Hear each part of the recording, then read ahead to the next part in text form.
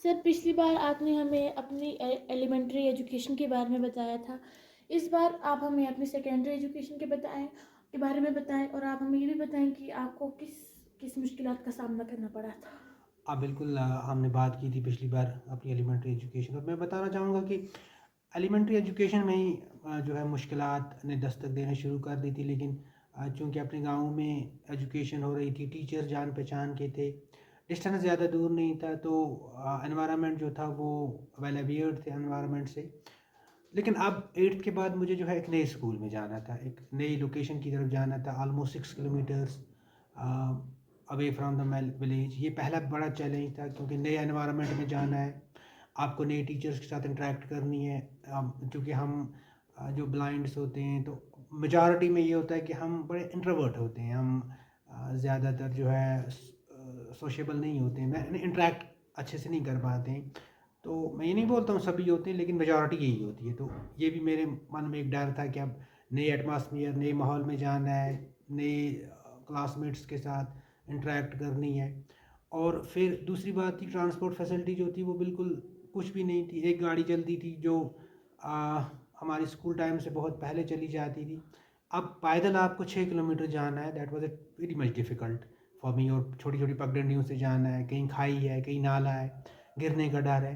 तो अब मैं क्या करता था, मैं मेरे जो क्लासमेट्स फ्रेंड्स होते थे, मैं उनकी फुट स्टेप्स को फॉलो करता। मेरी 25-30% साइड तब थी, तो मैं इनकी फुट स्टेप्स को फॉलो करके जो है इनके पीछे पीछे चलता था। तो इस तरीके से मैं स्कूल पहुंच, लेकिन कभी कभार जो है कभी गिर भी जाता था, कभी चोट भी लग जाती थी। बहरहाल जैसे तैसे तो मैं स्कूल पहुंच ही जाता था।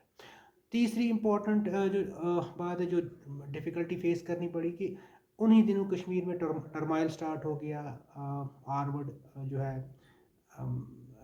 रिबेलियन स्टार्ट हो गई, तो अक्सर बेशतर स्कूल बंद होते थे। तो इसकी वजह से भी स्कूल बंद होने की वजह से पढ़ाई अच्छे तरीके से नहीं हो पाई। और जैसे तैसे करके मैंने 9th का तो कंप्लीट कर लिया, लेकिन 10th में बहुत बड़ी मुश्किल आने वाली थी क्योंकि पहली बार बोर्ड के एग्ज़ाम्स आपको फेस करने हैं। और नंबर दो चीज़ कि आपको जो मैथ्स है उसमें जो जिसमें सबसे ज़्यादा चैलेंज हम विजुअली इम्पेयर्ड को होता है, तो उसमें आपको 9th और 10th दोनों का सिलेबस कवर करना है। तो that was too much difficult. तो आप मैथ को तो याद भी नहीं रख सकते हो, लेकिन मुझे क्या करना पड़ा, मैंने मैथ्स को भी याद किया। यानी मैथ्स को भी मैंने कोशिश की रिमेंबर करने की, और बहुत हद तक कामयाब भी हो गया इसमें। तो फाइनली 10th का एग्ज़ाम मैंने दिया, बोर्ड एग्ज़ाम्स।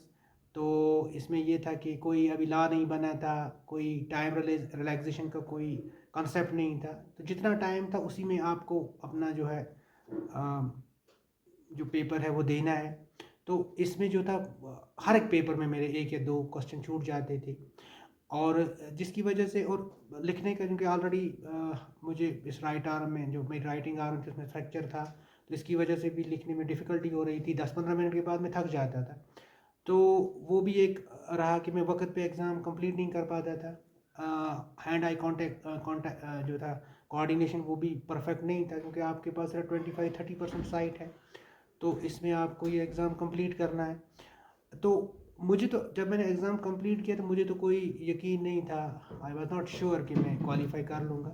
लेकिन अल्हम्दुलिल्लाह फिर जब रिज़ल्ट्स आते हैं तो मैं क्वालिफाई कर लेता हूँ। और बड़ी इंटरेस्टिंग चीज़ आपके लिए बताना चाहूँगा कि जिस सब्जेक्ट में इस वक्त मैं एज एन असिस्टेंट प्रोफेसर काम कर रहा हूँ, हिस्ट्री में, तो उसमें मैं क्वालिफाई नहीं हुआ हूँ क्लास 10th में।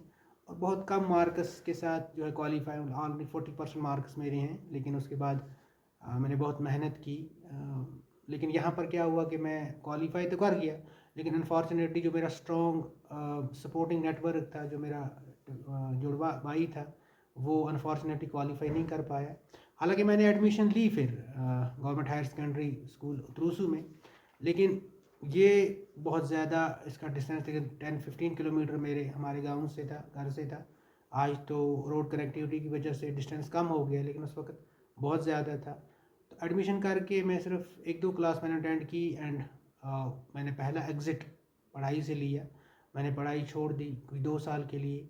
95 में मैंने फिर से, जब मेरा ये भाई क्वालिफाई कर गया, तो मैंने फिर से 95 में जो है रीस्टार्ट किया, और मेडिकल में मैंने एडमिशन ली थी। लेकिन 95 में कुछ क्लासेस, कुछ होम एग्ज़ाम था, उसमें मैंने एग्ज़ाम तो दिया, तो I didn't know how I qualify. तो लेकिन यहाँ पर मुझे लगा कि मैं कंटिन्यू नहीं कर पाऊँगा, तो and I decided to take permanent exit, और मैंने दूसरा एग्ज़िट ले लिया पढ़ाई का 1996 में। और ये एग्ज़िट जो था वो 6 इयर्स के लिए था, और 6 साल के बाद फिर मैंने 2002 में जो है रीस्टार्ट किया। तो इंशाल्लाह आगे बात करेंगे कि इन 5-6 सालों में मेरा क्या ओवरऑल मशगले रहे, किस किस्म का मुझे मुश्किलात दरपेश हुई।